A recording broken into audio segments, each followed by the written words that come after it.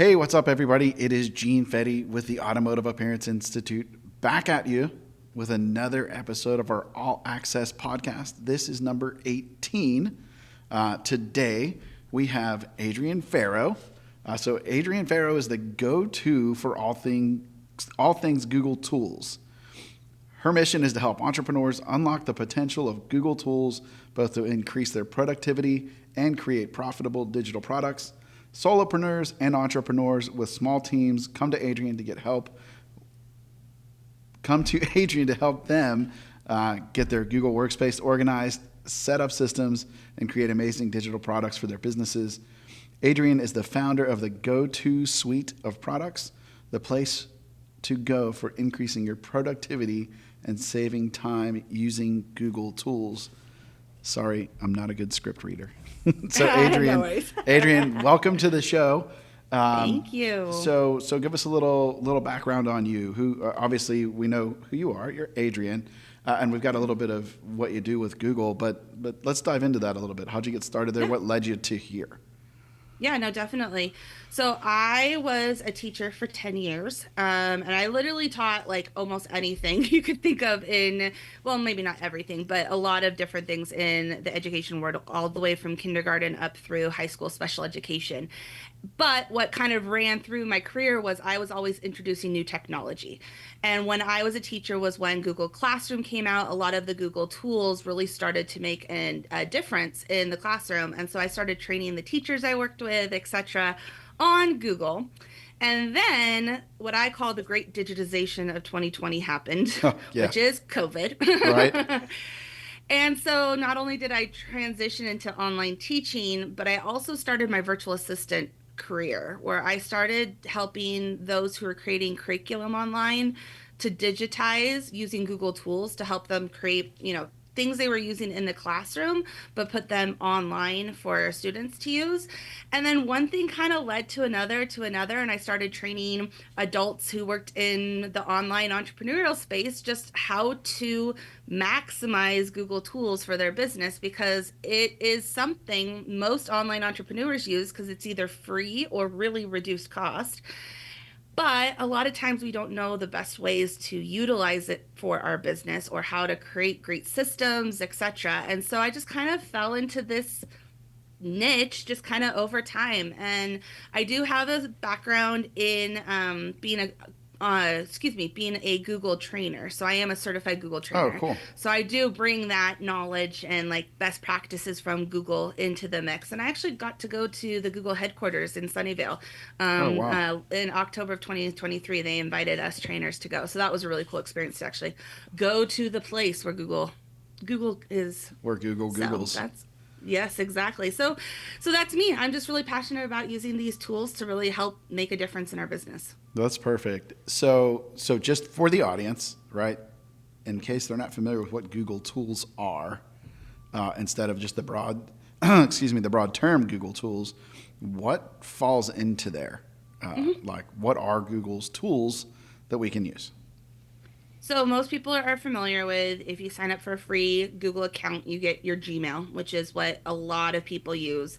So that would be your email system. And then when you sign up for a Google account, you get all these different tools that are under the Google umbrella that you may not even know you have access to. One of being Google Drive, which is your file storage. Google Calendar, which is your calendar booking system, or calendar management. And then we get into Google Docs for word processing, Google Sheets, which is like Excel, spreadsheets, slides, forms. But then there's also some little unknown ones like Google Keep, which is a really cool note-taking app Huh. that looks like little Post-it notes. See, I've never heard of that one. I'm learning Yeah. stuff already. There you go. Google Tasks, which is a to-do list that is integrated in with Calendar. And then, of course, Google is unleashing their AI. And so we have Google Gemini, and that is available in a variety of different aspects in regards to what level account you have. And there's Google Meet, which is like Zoom. It's it's a video conferencing platform. And there's also Google Chat, where you can do like messaging back and forth. And so most of this you can do on a free plan. However, if you're a business owner, I advocate for paying for the business plan, which is the Google Workspace. So if you ever heard the term workspace, that's just the business plan for Google. And that gets you an email address that's at yourdomain.com. That was one of the places we on our sort of discovery call we connected. So I've been a Mm-hmm. big proponent of that forever. Of like, it drives me crazy when you see a business, like a real business, a brick and mortar business, and it's like, I got my free email at gmail.com. Like, what? It takes away so much credibility when we have a team, so my bill's a little bigger, but when it was just me, like a Google Workspace account is cheap. Yeah. Like single digit dollars per month for It's an six email. dollars a month if you pay annually, or $7.20. It's cheap. If you, yeah, very cheap, very cheap, and it's your digital calling card, your business card. Anytime you email, it's your business. It's a professionalism aspect to it. Exactly. There's So no doubt to that. So it is. So as a like a child of the '70s and grew up, and like there's a few years just behind me that are super into tech. Like the Google Workspace or the Google tools are like the whole Microsoft suite, the whole Office suite, but for free or for super cheap if you're a business, right? Like, is that a good way 100%.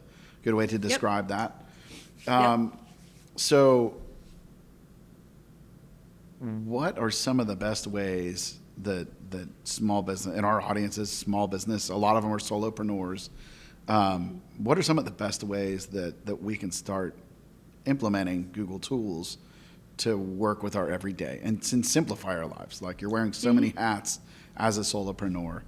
How can we use this, or how can they use this to take some of the heat off their plate? Yeah, no, definitely. So one of the things that I think that makes Google stand out and stands out from like Microsoft tools, etc., is the collaboration aspect of it. It's super easy to share files. It's super easy to collaborate with other business owners or with your team or whoever on Google Docs or Slides or Sheets. It's just a simple button to like share a file, and it's so much easier than Microsoft Word. And so I think that is one thing that just makes it stand apart, because chances are you've been in a situation where you're like, hey, someone's like, I'm going to send you a Google Doc. And then you get that email and it's sent to you and you can open it up. And it's always mind boggling to me when I can collaborate with someone on a Google Doc and they're like in another country or another state, and you're working on it in real time. I'm like, So guys, this is so cool. if you haven't seen that, it is so cool. I remember the first time we did it. It was actually me and Dave Streen and Kip Brooks. We were putting a seminar together, and we were working inside of a Google Doc. And one of them sent it over, and they're like, hey, we'll collaborate. And you could see who was editing what changes they made, all in real time in the document. And you would see like Dave is typing, and then Dave's typing out it was super cool. Yes, the collaboration is unbelievable. And that's why I think that a lot of business owners end up using Google over Microsoft, is just that collaboration aspect. I think the foundation tools, I call it the Google trifecta, but Gmail, Drive, and Calendar are solopreneurs or business owners. Like, they're just the foundation of Google tools. You have to have a really good email system, because chances are you're in your email multiple times a day. Like, that's how online business owners work. And Gmail just makes it so easy to do your email. And there's some little tips and tricks that you can use to just really help yourself stay organized. You can star emails that you need to respond to. There's a separate star section, and that's a really great way of like just knowing like, hey, anything that I star are things that I need to go and take care of. You can filter emails and label emails, and you can really organize your Gmail inbox so it doesn't overwhelm you whenever you get in there. So Gmail is one to pay attention to, but then Drive is where all of your files live. So anytime you start a Google Doc or a slide or a sheet, form, whatnot, it's going to go into your Google Drive. And anytime you upload a PDF or put any images or whatnot, it's going to store everything for you. And that's why I love the workspace, because you can get like double, if not like 3 to 4 times the amount of storage by just paying that little bit extra than you're going to get with the free version. But I always say give your drive some love, find a system that works for you because you don't want to spend more time looking for files in your Google Drive than you're working on your business because that's just wasting time. That's just taking time away from your business when you could really just be working on other things. So, what would be your number one tip to organize Google Drive? Dylan, who's normally on the mic in these podcasts, I'm talking to you. She's hiding in her computer. So, what would be your number one go to for organizing Google Drive inside of your business? Well, chances are you don't have a blank Google Drive. Chances are you have something that is full of files because you've used it for quite a bit of time. So one of the things that I say is the first thing to do is create an archive folder. So name it archive and then today's date and literally throw your entire Google Drive into that one folder. It's not going to change anything. The links are all going to stay the same. You can still search for it. You can still find it, but it's kind of like clearing out a room and just putting everything in another room or putting everything in a closet. You want to make a blank slate so you can kind of start over again and create a folder system that works for you. And you want to think about how you access information. So do you access information on like a project-based system? Like you think in projects. So you have this project, this project, this project. Or do you think in categories? So like social media or, finances, etc. Or are you a combination of the two and you need some projects and you need some categories? But throwing everything into an archive folder and then starting your folder system really allows you to almost start from scratch, even if you have a lot of things in there. So that's my number one trick. I do in some of the programs and things like that I offer, I get into some more of those nitty gritties of like, how do you create those folder structures? What's some good ideas and things like that? But the archive trick really helps to get started. Adrienne, I'll tell you that's genius because I go into my drive. I think you've been snooping on my computer, or at least you logged into my Google because, yes, you described that to a T. And I go in and I'm like, all right, we got to get this thing under wraps.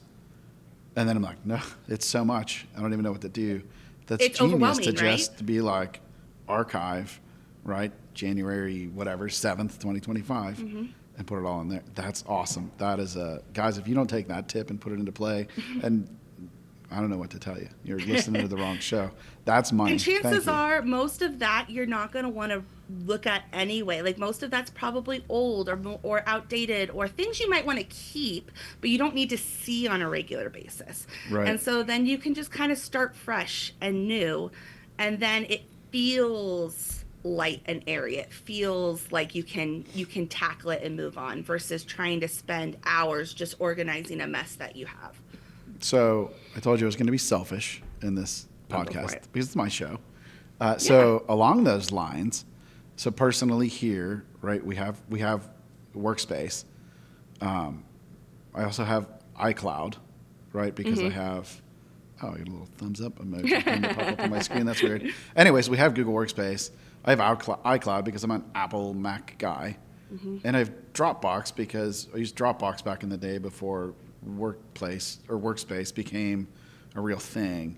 I feel like we're sort of spread out across all over the place. Do you have any tips for bringing, like, call it Dropbox and maybe iCloud into Google Drive to further simplify life? Yeah. So I always say just try and pick one, maybe two. Like I'm an iCloud person too, just because I work on all Macs. And so like, it's really easy to sync over my, my pictures and things like that. Most of my documents are on Google, but there's a lot that I have on iCloud too.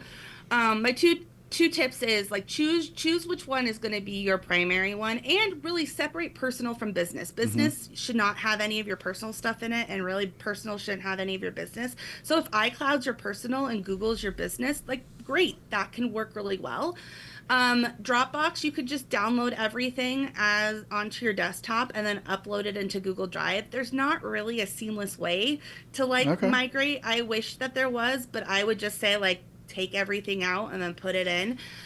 There is something called Drive for Desktop that you can get, and that basically downloads access to Google Drive onto your desktop computer, so either for a Mac or for a PC. And you can either have one-way sync or two-way sync, meaning I do one-way sync so I can see what's on my Google Drive on my desktop, so I can always access through Finder in Mac Oh, my nice. Google Drive. Okay. And so I can open up files or I can like put things in my Google Drive.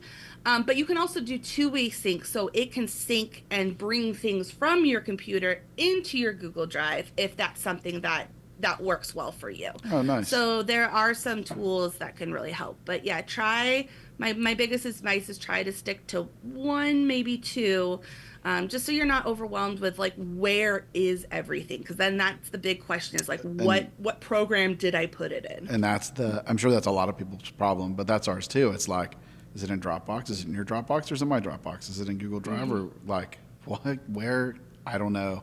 And then Dylan's getting a text at 10 o'clock at night and I gotta wake her up and I'm like, where's this logo? So it's in my Dropbox. Well, not the company Dropbox. So Jean, have you heard of shared drives in Google Drives? No. Enlighten me. Yeah, no, definitely. So it is a business feature. So it is in Workspace. Yep. So in any of the space plans. But basically, you have your own personal My Drive. So, your email address has one. But if you have team members and you want to easily share documents, so like with Dylan or other team members, you can set up a shared drive that you all have access to. And so you can put all of your files into that shared drive, and then it makes it really easy to say, okay, that there's a shared drive for this project or a shared drive for marketing or a shared drive for finances, and anything you need to share among your team can go into that one file. And it's really important because in Google, ownership is anything that whoever originates a file is the owner of that file. And so if you have like a virtual assistant who maybe is a temporary employee or someone who, could potentially leave in a couple months, you want to make sure you have ownership over any of their files, because if they were to leave and close down their Google account, you could lose things that belong to your business, but that was originated by that virtual assistant. And so shared drives is a really smart and easy way to look at ownership, especially when you're in a business sense of your files, etc. That is super cool because we've run into that, not losing that, but we've had turnover, right? So I'm certain that I still am paying for a couple accounts that I don't need to be paying for because I didn't want to lose what was in their drive. And then inevitably, every time we create something, right, like I own it or Dylan owns it or Melissa or Mac or whoever, and then you're like, I shared it with you, but then they give you permission. I guess that's a question. Is there a setting you can go in and by default give permission to everybody in the organization when something's created? Not really. Or I guess would shared drive take care of that?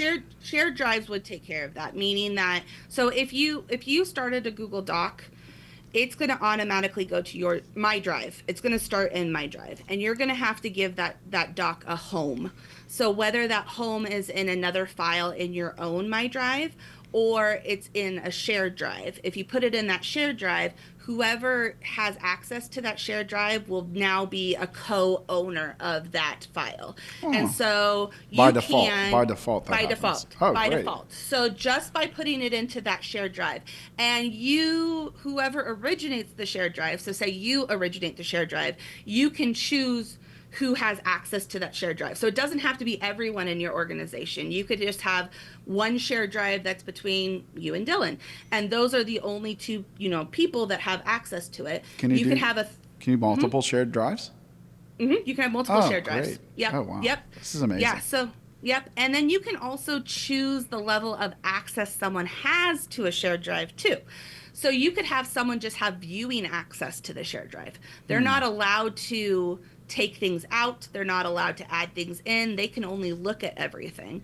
You could have someone have access to add things in and edit, but they can't delete and they can't move anything out. So you can really customize the shared drive to give the level of access needed per employee or per person. And you can also add external users in too. It doesn't just have to be within your own organization. So you can have your own Gmail address be an access in there or something like that. So shared drives are a really great way just to make sure you own or you know who owns the files, if you know what I mean. Yeah, no, that makes, as a, not lifetime, but as a longtime Google Workspace user who has struggled through a lot of this, this is great information, like Mm-hmm. really great information. Yeah. There's so Awesome. many niches out there in the Yeah. world today. Like, wow, I'm impressed. I'm impressed. So, how does somebody get trained on all of this? Like, what does it look like to learn? Do you have resources? Does Google Mhm. have resources? Where do you go to get better with this? So Google does have resources, but in my humble opinion, they are very much lacking. They Shocker. are very dry. There are not really like any like courses or things like that that you can go through to like learn Google Docs or learn that type of stuff. And so that's really why I got into this niche is because I wanted to make Google accessible but also like I just wanted to simplify it and make it really understandable so you don't have to go searching for everything. So, some of the resources that I offer, I do have some free resources like my 5 simple hacks to organize your Google Drive. And I have a YouTube channel with some tutorials that's making a comeback in 2025 because I took a little hiatus from it. But I also have a membership called the Go To Community, which has a weekly group coaching session where we dive deeper into Google tools. And that's where I can, demo things like shared drives. I'd pull up shared drives and I'd demo it and I'd show Hmm. how you can move things in and out and whatnot. And then community members can ask questions, and there's lots of resources in there. And then I do workshops monthly, bi-monthly on specific Google topics, etc. And then I do offer one-on-one services. So if you're like, hey, I need you to come look at my Google Drive, I need you to look at my Gmail, I need you to tell me what to do so that I can get this organized, like we can book a one-on-one session and I can help out with that. And then I can actually do the work for you so that you don't even have to do it. And I also do a lot of migration. So like I migrate people from Microsoft to Google or help consolidate accounts if you have multiple Google accounts, or like in your situation, you're trying to make sure like you have some accounts you're paying for because people left and you need those files moved over. Like I help with a lot of those different nuance things that maybe are specific to people's own situations. So you really are the go-to for all things Google tools. I like it. I like it. Thank you. Um, so like, let's say a listener was like, you know what, I'm tired of having I'm your dent guy at gmail.com as my email. And they're like, you know what, I'm going to bite the bullet and set it up. Is that something you can help Mm-hmm. people work through? Yep, definitely. Definitely. Some people can do it really easy on their own. They feel really confident with it. Other people, book a call with me and we get that done on the call. You just need to make sure that you own your domain name. So you have whatever your domain name, so at, whatever. Usually it's whatever your website is. Mm-hmm.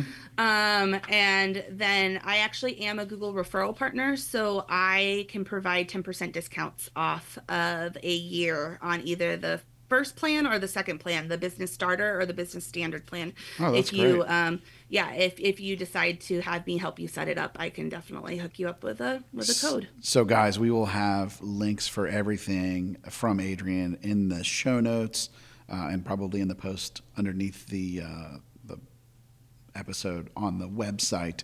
So, go search that out. And if you can't find it, you can always reach us at our email or through social. You guys know how to get a hold of us there. Um, this is fantastic. Like Awesome. you've got my head spinning with what we can do here. Um, let's talk about Google Calendar for a minute. Yeah, Right? sure. We're all we're in Yeah. the service industry, so we're constantly scheduling appointments. How about your best Google Calendar tip? Tips. Well, two things. One is if you are needing to sync your like personal and business, meaning like depends on your niche. If you're like for me, if I'm booking one-on-one calls, I want to make sure that my calendar also reads like the doctor's appointments I have for my kids because I want to make sure I don't double book myself. Yep. So I advocate for a one calendar to rule them all system, meaning that you color code your calendar on Google, which you can do, so that you can see clearly what's business, what's personal, and that you're able to have whatever your calendar reader is look and see through your calendar to find all of those blank spots, those blank holes. So that's one of my tips and tricks that I suggest. Also, Google Calendar has their own appointment scheduler. So if that is something you want to ditch a tool so that you're not spending money on So a is that tool, so that's not like a Calendly? it is. Oh, I didn't know that. Man, I'm learning all Yes. kinds of stuff, Adrienne. It is. It is. It was relatively new in 2024. I want to say it came out like maybe mid-year, give or take. In my opinion, and also working with a lot of others, you either love it or you don't. Some people do stick with Calendly or like TidyCal, another one. Others do jump into Google Calendar. The reason why I put that caveat in is because your scheduler will go on top of your calendar in Google, and so it can appear a lot visually cluttered to some people. And so some people don't like the layering of how that looks. But if it doesn't bother you, it's really super simple and easy to put together. It's just like Calendly. You just go on, you put in your availability. It shows visually on your calendar the chunks that you'd have available. It will easily read your Google Calendar. You can integrate Stripe with it, so you can charge for appointments Oh, with it. nice. And then you get a booking page that you can either put a button on your website or you can embed it in your website. And just like Calendly or another calendar service, people will go there and they'll click and they'll find what your availability is and then they'll book right through with you. So it's really simple and seamless. The only caveat is it does kind of become a little bit visually cluttered on your own Google Calendar. So something just to know that it exists. That's pretty cool. So we could use that. So in our repair business side of things, if a hailstorm comes through, we could be completely inundated with requests for scheduling an assessment of their damage. So we could say, hey, we're going to open up 3 hours a day every day, and that's when we look at the cars. And when somebody comes in, instead of trying to fight through it, hey, go to our book an assessment page, and they could just do it, and then when they pick the time, it's blocked out and it's theirs, right? Is that? Oh, that is super cool. 100%, 100%. And because it'll ask you what Google Calendar or calendars you want it to read, so then it'll just not only look at that block of time, but it'll also look at your Google Calendar and see if there's any conflicts there as well. Oh, nice. Too. Oh, that is incredible. That's Yeah. that's So it's a super big cool. cost that you can cut. Yeah, so it's included in your subscription, right? Or I guess It's included included. Yep. for free if you have the free version. But Yep. No, on the free version, it's not.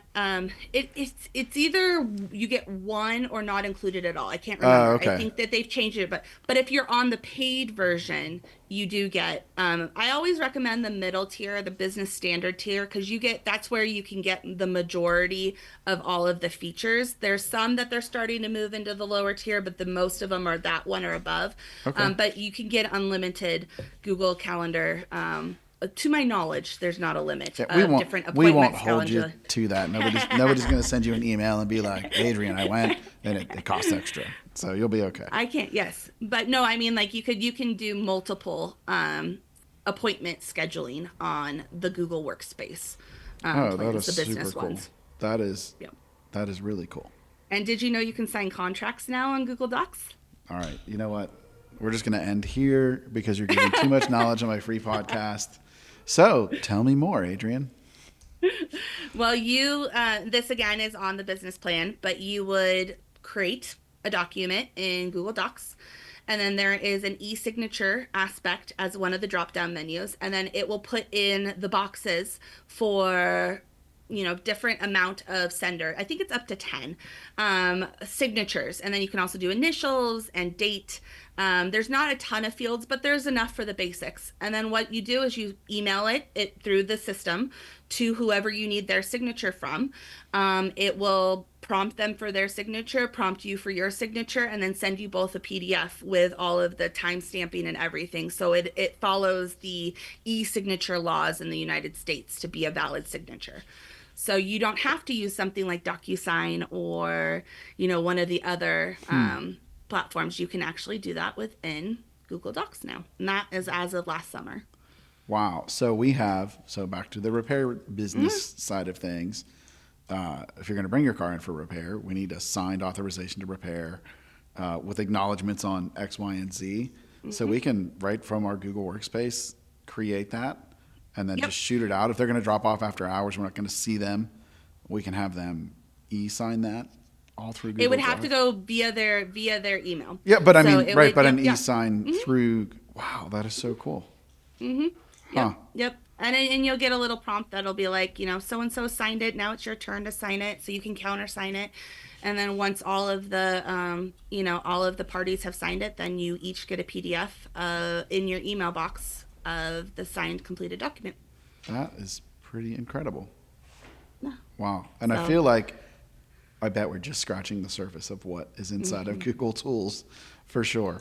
Yeah. But those right there, I mean, you probably have given us 8 or 10 go-to tips right here. That is awesome. Well, out of respect for your time, I'm not going to keep you here all afternoon. No worries. I could talk about Google for hours. There's so many cool things. That is really, really cool. So, again, best place to find you for your trainings. We're going to have Go links. to my website. So www.adriennefarrow.com. That will, my everything page on that website, there's a little, tab, this is everything. We'll send you to all of my paid things, send you to my YouTube channel. My freebies are on there. It's really the best place to really get to be connected with me on there. So that's perfect. So you'll have your YouTube channel links there and everything. Yep. Before I let you go, on the one-on-one side of things, what do you find that normally takes to get somebody dialed in? Is this something that is one session? Is this over a few sessions? What do you normally see? So it really depends on your own technology comfort and how much time and effort you want to put into yourself. So I have people who book one session, they get, my advice, and then I give them like, hey, this is my suggestion based off of our conversation of how you should organize your Google Drive, etc. And then they're like, good, great, I got it, I'll move on. Other times I have people book multiple sessions with me. So maybe like a package of 4 or 5 sessions where then we delve into different parts because they like that one-on-one back and forth things. Yeah. And then I have other people who are like, hey, this is so overwhelming for me. Like, just do it for me. Well, that was my next question. What does done for you look like? Because sometimes it's easier to figure out who instead of how to do it. Yep. Great book, by the way, Who Not How, if you haven't found it. Yes. Oh, yes, it is definitely. So, like, for example, I'm working with a client right now who is migrating from Microsoft over to Google. And so I always start off my clients with what I call a power hour. It's an hour paid session where we just delve behind the scenes and look at everything, and I can get a full picture of what's going on. And then from there, I give a quote of what it would look like to work with me. We kind of, divvy it up based off of priority and whatnot. And then I use a secure password sharing service called Keeper, and I get your passwords to your, usually it's multiple accounts. Right. And then I go in and behind the scenes, I just take care of things. I go, we talk maybe back and forth on Voxer, set up a call at the end to make sure everything is the way that you'd like it to be. And then we go from there. That is super cool. That's I really hope that you guys reach out. I think, Adrienne, we're going to be having some more conversations here. And if my wife were not up in the office and we were talking about being organized, she would be beating me. Probably she would push me out of the way and you guys would talk organization. And Dylan is eye-rolling me off camera. So, yes, we're definitely going to talk. So, guys, go check out Adrienne at Adrienne Farrow. Not like, it sounds like the Egyptian, but it's actually FARROW.com. And then it was your everything link. So look for everything up in the menu. Yep, everything up at the top. So. Good deal. Well, Adrienne, thank you so much for coming on the show today. this maybe is one of my favorite episodes I've done. And we're stepping outside of our comfort zone, and you really dropped some knowledge. So thank you so much for coming on. Any parting words? I always say that everyone is techie. So don't let any technology fears stop you. Google is so forgiving. It is so great for beginners and it's so great for people who are advanced users. Like just get started and it will really like blow you away of what you can do. That is awesome. That is awesome. Well, guys, I'm going to wrap up on the regular camera and give you the outro and talk about Mobile Tech Expo and some new tools that came out. So stick around. The interview is over, but the show is not over. I will be right back. All right, guys. So that, I think, was a spectacular interview with Adrienne. I learned a ton. She's got my head spinning. I'm pretty sure that I'm going to reach out and set up some one-on-one sessions with her to get us dialed in. Dylan, you are off camera, sort of hanging out. Yes. So some pretty good organizational tips, because Dylan hasn't listened to the interview yet because we just finished it, and now we're hopping on here to finish. Shared drive. So if we use a shared drive in Google Drive, Yeah. it can all go in there, and we can like predetermine who has access to it. So no more of that like waiting to see like, hey, you shared it with me. Where is it? I don't know. I can't find it. Hey, I see it, but now I need permission. Taken care of. Wait, I love that. Yeah, it's gonna be cool. I'm excited, and it was a great interview. So It sounded great. I could only hear one end of the interview. yeah, she was sort of, I don't want to say blowing my mind because it's just Google tools, but there's some pretty interesting stuff. And as a person who really struggles with organization, Dylan will vouch for that. See. And we're not going to let Melissa up there hear me say that I struggle with that. And she's not going to listen to this episode anyways because Mac's not on here. So it's all good. Anyways, update from the last show. I had that new stick light from Stucky. I did get to use it. I used it yesterday, glue pulling a crease on an Amazon van. Pretty cool stuff to see. Nice and simple. And I really liked that I took the light off of the stand or off the holder.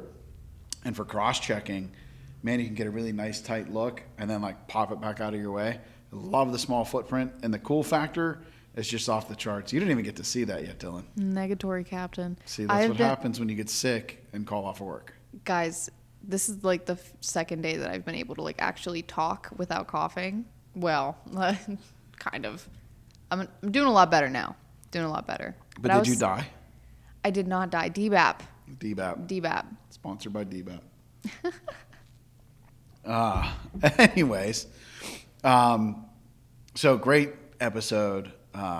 Speaking of episodes, next week, the 20th, so this comes out on the 13th, on the 20th, I want you to pay attention to that show. We are dropping my MTE must-dos. So to find out what I recommend you go do at MTE, make sure you catch next week's episode. That's going to be awesome. I would say send in what you're going to do, but we'll probably have it already recorded by then, and then you'd be like, man, they didn't even put my stuff in there. So we're just not gonna cross that bridge, Dylan. No, please don't make me cross that bridge. Yeah, you'll be all right. Speaking of MTE, January 29th is 101 day. If you are just getting into the business, thinking about getting into the business, anything along those lines, come see us at that. I'm sure information is available at mte.live.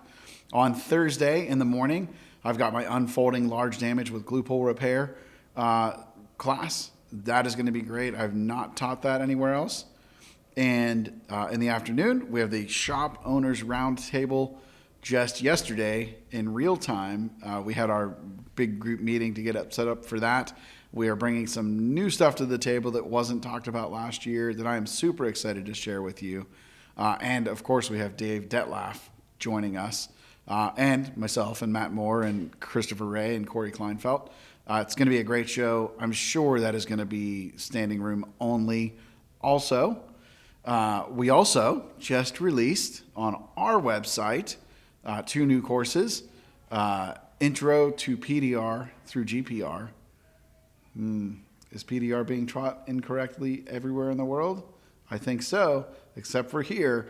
It's a whole new approach to getting started in learning PDR. So you can find that under the Learn tab on our website if you are on a desktop, or it's just in the menu if you're on a mobile device. So check that out.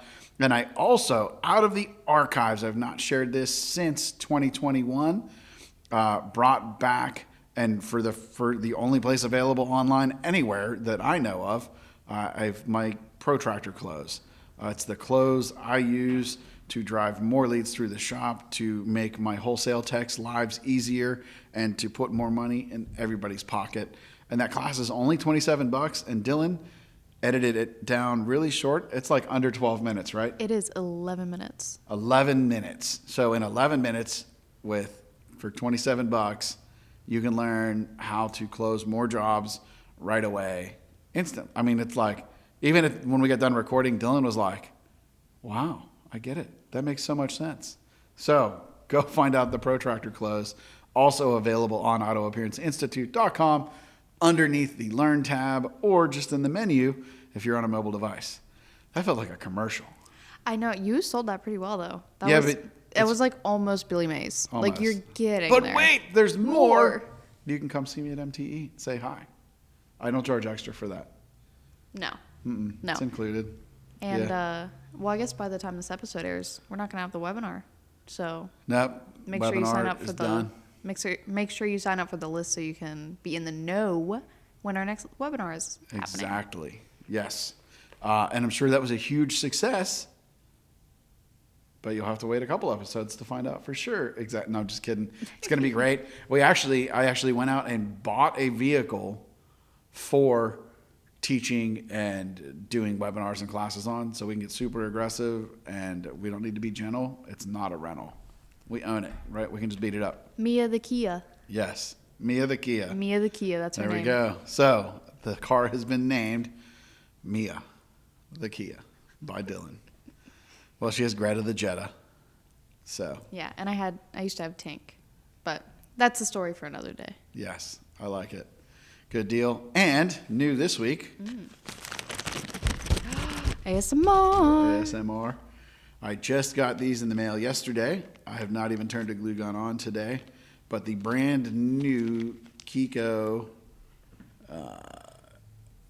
dead center gear tab. I guess it's still dead center. If it's not dead center, it's definitely the new gear tabs. Let's see if I think it says dead center on the front. Tabs, gear, variety. That is dead center. So we are dead center gear tabs. I'm excited to use these. Thinking to the anatomy of a tab, it makes a lot of sense. So they have thinned the face way out. I mean, that face is like, it's thin. Maybe thinner or along the lines of like the dead center super tabs thin, but they upped the shaft size. So in watching some of Danny's videos, which is why I had to buy these things, thanks Danny, because they're always coming out with cool tools.